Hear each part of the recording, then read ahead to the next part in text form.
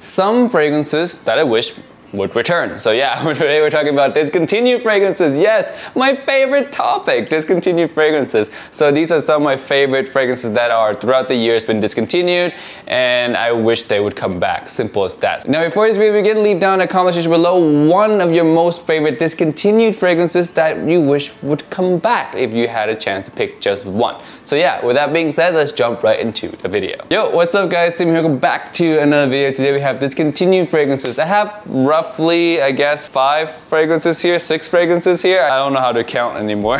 We have some designers, some niche. One of them I actually sold like an idiot. Oh, we'll find out what that one is in a moment, but I'm shooting myself till this day for selling that particular bottle. But yeah, let's jump right into the first one first. First one, we have very obvious one. If you guys have been watching my channel for the past week or two, I talk about this one a lot. This one is Pineo by Givenchy. This was my first ever fragrance that got me the most memorable compliments. It's now been recently discontinued back in December of 2019. So this one is still more readily available than any other ones on this list. So if you still want to get Pineo, it's right around retail price right now if you look on the market. Again, it is discontinued, but the fact that you can still find it at retail is still, again, pretty good. The price that it was going for before discontinuation was half price of retail. So it was going around $30 to $40. Right now you can find 100 ml for around like $70 to $80, which, you know, it's still good that you can find it,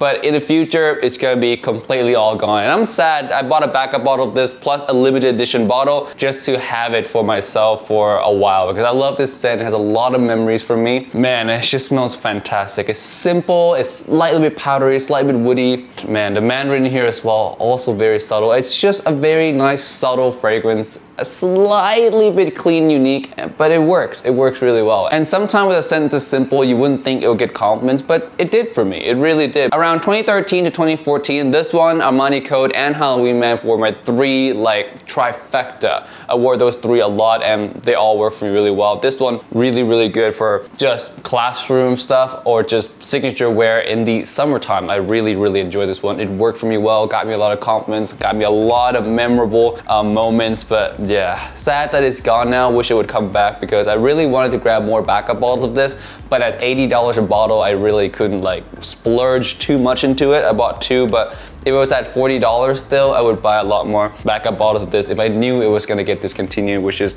it's sad, but oh well. It will never come back again because this is the type of fragrance that Givenchy, I don't see them ever re-releasing this one because it smells just a little bit too simple. There's nothing really too special about it. Next one we have here is one from Mugler. This is one that I saw recently online that was going for like $300. Get this, $300, dude. This one is Ultraset.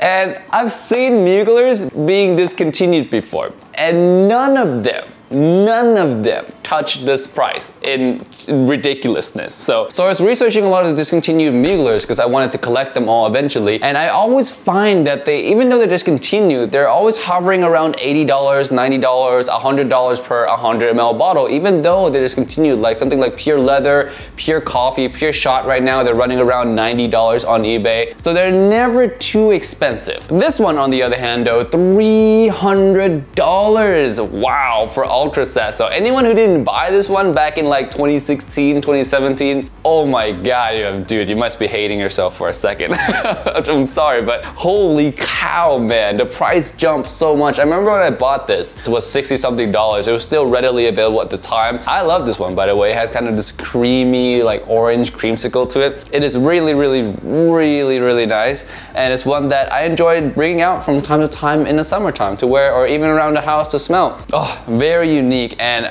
man, I'm sorry guys. I'm sorry for those of you guys who just didn't get a chance to grab this bottle. I hope, and this is only a hope because it's Mugler, that they just released this again one summer, just toss it out there, say, hey, we want Ultraset back out there again, we want to sell Ultraset again. They just toss it back out and everyone gobbles up those bottles when they, you know, get that chance. So hopefully in the future they do re-release this like they tend to do a lot of other fragrances. So yeah, Mugler's Ultraset, I really wish this one would come back because it is phenomenal, and to see prices at $300, that's ridiculous, dude. Whoever is charging those prices, extortion. Next one, let's talk about a niche and then we'll jump back to some designers, all right? This first niche I want to talk talk about is Bourbon Vanilla by Mugler Ultraset. I hate saying that name every time, I always butcher it. But yeah, Bourbon Vanilla. This is a fantastic vanilla fragrance. God, it's boozy, it's rich. It has a little bit of a buttery feeling to it, so it's extreme gourmand. It's vanilla, it's sweet, it's rich, but it leans extremely gourmand with that kind of buttery feeling. Mixed with the bourbon note creates really, really decadent, warm, masculine, gosh, gourmandish vanilla fragrance. It just smells absolutely stunning. This is one that I pull out sometime, even in the summertime evening, just to wear.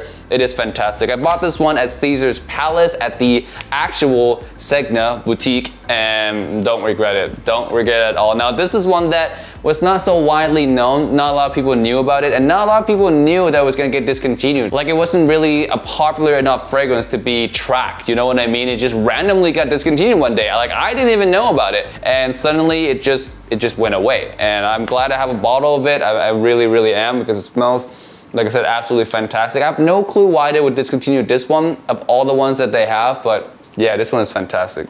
Really, really like this one. Hopefully they bring it back in the future. If not, then oh well, not much you can do there. But this is one that I really, truly think is a unique vanilla, unique boozy vanilla. I've not smelled anything like this on the market. Nothing even close to this one on the market. I'm just sad that they discontinued it. I wish they'd bring it back. Not that I'm gonna run out of this one anytime soon, simply because it's a huge bottle and it's a thick fragrance. I'm only really wearing one spray of this at a time, one or two sprays of this at a time, and I'm good for the day. But yeah, I hope they bring it back. This one does work. A lot of people around me do like the smell of it. Even though it's a rich gourmand fragrance, it gets compliments because it does have that masculinity, that booziness. So really, really, really enjoy this one. And I'm looking at it now because I'm just happy. I keep looking at it like, yeah, I'm glad I bought you. I'm glad I pulled the trigger, even though at the time, probably not the best financial decision. But yeah, I'm glad I pulled the trigger on this one. Moving back onto our designers, we have Midnight in Paris by Van Cleef & Arpels. This one used to go for $20, $25. Now they're going for $150, $200, $300, depending on the week.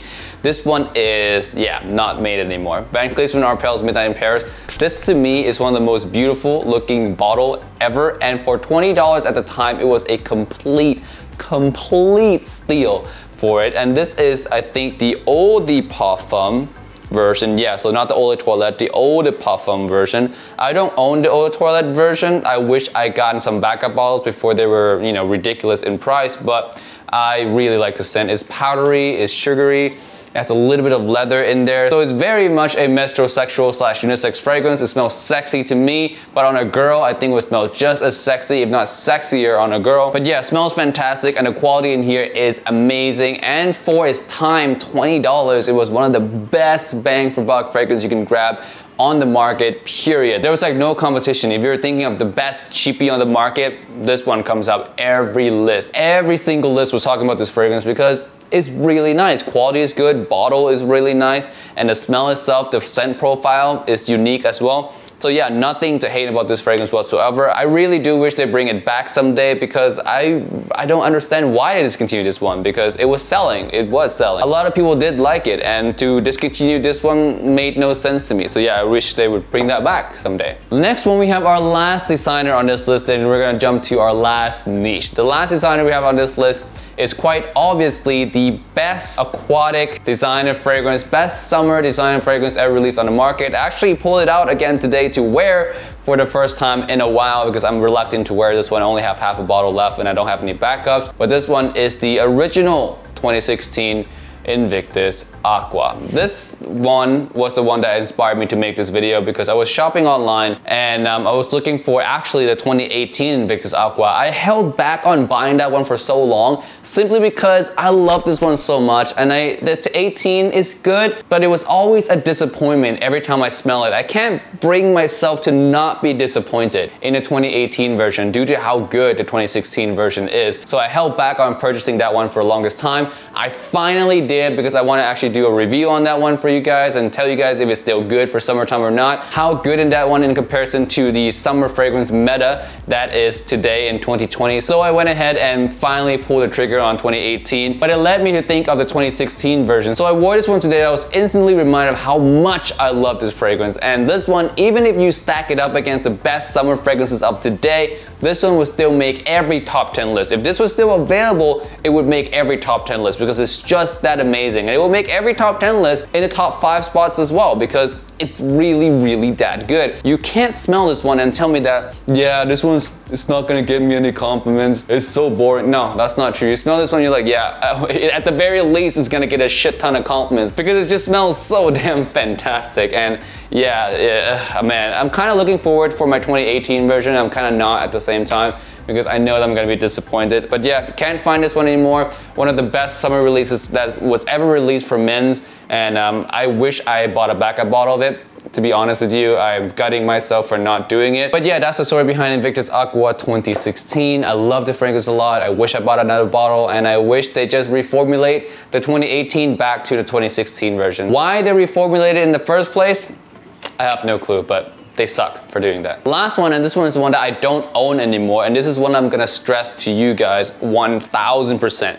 If you own this bottle and you do not want it, please sell it to me because I am gutting myself every second that I think about the fact that I sold this one. This one is by Kilian's Sacred Wood, or now it's called Kilian Paris, but at the time it was called by Kilian. And the fragrance again is called Sacred Wood. This one is a sandalwood fragrance, simple as that, smells extremely, extremely elegant to me. I love how the sandalwood is done here, creamy sandalwood, elegant, formal. It just smells absolutely fantastic. I sold it at the time because I was in like a financial hole in a way. It was a good like 4 to 6 months of like financial shit show in my life. So I decided that I had to sell some fragrances to keep myself afloat at the time. Obviously now I'm okay, just watch my few haul videos. But yeah, at the time I had to sell some bottles and reluctantly I had to sell that one because that one I knew was gonna sell for a high price and I knew it was gonna sell fast. But yeah, I am extremely regretting that one now. I wish I just kept it. You know, I didn't really need to sell